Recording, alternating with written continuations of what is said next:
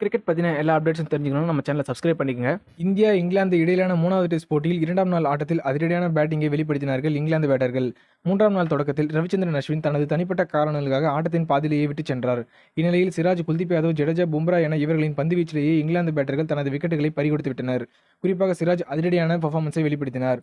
இப்போட்டியில் முதலில் இந்திய அணி பேட்டிங் செய்தபோது 445 ரன்கள் எடுத்திருந்தது. பின்னர் இங்கிலாந்து அணி தனது முதல் இன்னிங்ஸ் தொடங்கியபோது அப்பொழுது பென் டெக்கட் திறமையான ஆட்டத்தை வெளிப்படுத்தி இங்கிலாந்து அணிக்கு நம்பிக்கை அளித்தார். 2ஆம் நாள் ஆட்ட நேர முடிவில் 2 விக்கெட் இழப்பிற்கு 707 ரன்கள் குவித்திருந்தது இங்கிலாந்து அணி. 2ஆம் நாள் இரவே ரவிச்சந்திரன் அஸ்வின் தனது தனிப்பட்ட காரணங்களுக்காக 3வது டெஸ்ட் போட்டியிலிருந்து விலகினார். அடுத்து 3ஆம் நாள் ஆட்டத்தில் இங்கிலாந்து பேட்டர்கள் எவரும் ஸ்டாண்டிங் பெர்ஃபார்மன்ஸை கொடுக்கவில்லை. ஆனால் அதிகபட்சமாக பென் டெக்கட் 153 ரன்கள் குவித்திருந்தார். பென் ஸ்டோக்ஸ் 41 ரன்கள் எடுத்திருந்தார். 299 ரன்கள் சேர்த்திருந்த நிலையில் அடுத்த 20 ரன்களுக்குள் அனைத்து விக்கெட்டுகளையும் வீழ்த்தினார்கள் இந்திய அணி பவுலர்கள். இதில் சிராஜ் தனது தரமான கம்பேக்கை கொடுத்துள்ளார். Siraj 4 wicket, Kuldeep Yadav, Jadeja 2 wicket, Bumrah, Ashwin 1 wicket என எடுத்திருந்தனர். முதல் இன்னிங்ஸ் முடிவுக்கு வந்த நிலையில் 2வது இன்னிங்ஸில் பேட்டிங்கை தொடங்கியது இந்திய அணி. ரோஹித் சர்மா 19 ரன்களுக்கு அவுட் ஆகி வெளியேறினார். ஜெய்ஸ்வால் 133 பந்துகளில் 104 ரன்கள் எடுத்து ரிட்டர் ஹர்ட் ஆனார்.